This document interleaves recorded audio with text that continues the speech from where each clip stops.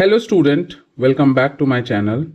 Amendment series में इस video में हम लोग 21st से लेके 25th अमेंडमेंट तक डिस्कस करेंगे। उम्मीद है कि आप अपने स्ट्रीक को फॉलो कर रहे हैं और अमेंडमेंट्स का रिवीजन कर रहे हैं, क्योंकि ज़रूरी नहीं कि आपका प्रीलिम्स में क्वेश्चन पूछे ही, बट मेंस में अगर आंसर राइटिंग में अमेंडमेंट्स का कहीं पे ज़रूरत पड़ा और उसको आपने कोट कर दिया तो अच्छा इंप्रेशन पड़ता है और अच्छा मार्क्स मिलता है। तो धीरे धीरे ऐसे पढ़ेंगे सब, लेकिन जो जो इम्पोर्टेंट होगा ना वो हर लेक्चर में बताते जाएंगे। इसको तो कम से कम ध्यान में रख लेना है। जैसे पहले में बताए थे कि कम से कम लैंड रिफॉर्म वाली बातों को याद रखना है, फिर दूसरे में कम से कम 7th 9th इसको ध्यान में ज़रूर रखना है। वैसे यहाँ पे भी आप एक बार सुन लीजिए, एक रफ आइडिया ले लीजिए, लेकिन ऐसा ज़रूरी नहीं कि सब याद करें। कुछ कुछ जो इंपॉर्टेंट है, जैसे 21st अमेंडमेंट इंपॉर्टेंट है, ये आपको पता होना चाहिए, क्योंकि अभी रिसेंट में आपका न्यूज़ चला है क्लासिकल लैंग्वेज में कुछ लैंग्वेजेस को जगह मिला है, जैसे मराठी हो गया, पाली हो गया, प्राकृत हो गया। तो कमेंट सेक्शन बताइए कि और कुछ लैंग्वेजेस हैं क्या, या सिर्फ यही 3 हैं? अगर है कुछ लैंग्वेजेस तो कौन कौन से हैं बताइए। तो यहाँ पे ये कहता है ना कि in the form of 15th language, क्योंकि पहले क्या था, 14 था।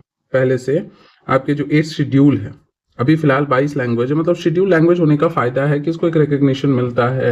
आप अपनी करेंसी नोट वगैरह पे देखेंगे, उसमें बहुत सारे शेड्यूल लैंग्वेजेस में लिखा है। इससे रिलेटेड जो है बहुत सारे अवार्ड्स भी दिए जाते हैं लिटरेरी वर्क्स में। तो ये इंपॉर्टेंट शेड्यूल लैंग्वेजेस है, जिसमें 14 पहले से था, एक और ऐड किया गया सिंधी। कौन से अमेंडमेंट से? 21st। और इसका तो ईयर भी अच्छे से ध्यान में रख लीजिए, 1967। और ये ध्यान में होना चाहिए क्योंकि इसी के दौरान क्या था, आपका गोलकनाथ केस हुआ था।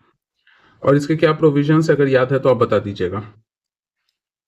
उसके बाद 22nd अमेंडमेंट कहता है कि आसाम के अंदर ही, जब आप ऐसे मैप देखेंगे ना आसाम का, इस तरह से कुछ मैप है आपका, इधर में बांग्लादेश है और ये आसाम है।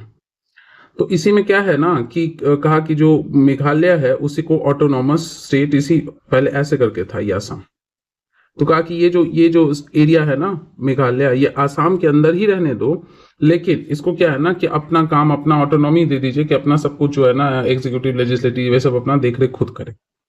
बट बाद में फिर हम देखेंगे ना कि जब ऐसे करके आप देखते हो ना इस तरह से, तो यहाँ पे जैसे ऐसा लगता है ना कि हाथ फैलाए है बांग्लादेश और उसके इस पे है मेघालय, तो मेघालय अपना अलग हो गया और बाकी बच गया जो एरिया है वो आपका आसाम हो गया। तो 22nd आपका इससे बात करता है। ये कुछ खास इंपॉर्टेंट नहीं है, बट आपको 21st ध्यान में रखना है।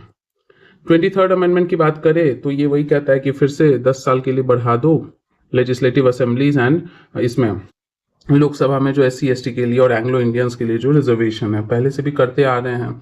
फिर 10 साल बढ़ा के 70 किया, 1970 तक रखना है, फिर 1980, फिर 1990, करते करते अभी होता जाएगा 2020-30, ऐसे जब तक लगेगा जरूरत है तब तक ये बढ़ता जाएगा।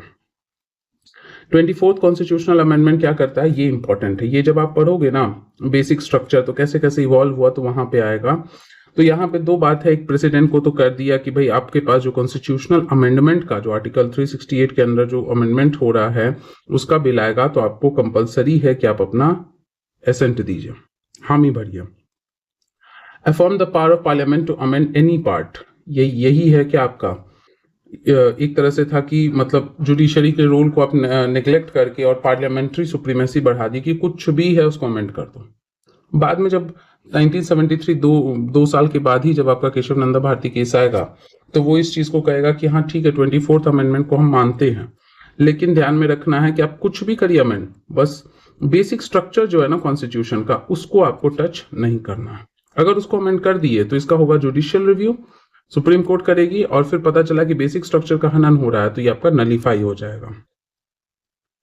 25th कॉन्स्टिट्यूशनल अमेंडमेंट जो है, ये आपका क्या किया कि फंडामेंटल राइट टू प्रॉपर्टी को खत्म कर दिया।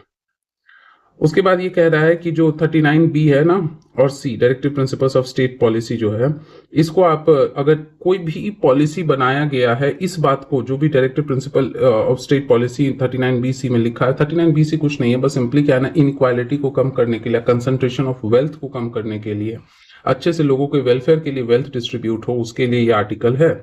अगर कोई भी पॉलिसी इसको इस बात को ध्यान में रख के बनाया जाता है तो आप उसको चैलेंज नहीं कर सकते अंडर आर्टिकल 14, 15 एंड 31। पहले आपका क्या था, राइट टू प्रॉपर्टी था। तो ये आपका 25 अमेंडमेंट तक हो गया है, इसको भी ध्यान में रख सकते हैं, लेकिन एटलीस्ट इस लेक्चर से आपको 24 ध्यान में रखना है एंड 21 ध्यान में रखना है। बाकी सब तो और भी इतने अमेंडमेंट्स आएंगे ना चैप्टर पढ़ते पढ़ते कि ऑलमोस्ट आप सभी अमेंडमेंट का आपको आइडिया लग जाएगा, जितने भी इंपॉर्टेंट है। पिछले में जो हमारा कॉन्स्टिट्यूशनल अमेंडमेंट था, एक बार जरा सा ध्यान से बताइए कि 16th कॉन्स्टिट्यूशनल अमेंडमेंट किसके लिए था। तो मिलते हैं हम लोग अगले लेक्चर में, तब तक के लिए अच्छे से पढ़िए, अपना ध्यान रखिए, क्वेश्चन सॉल्व करते रहिए, एनसीईआरटी पढ़ते रहिए। Thank you everybody.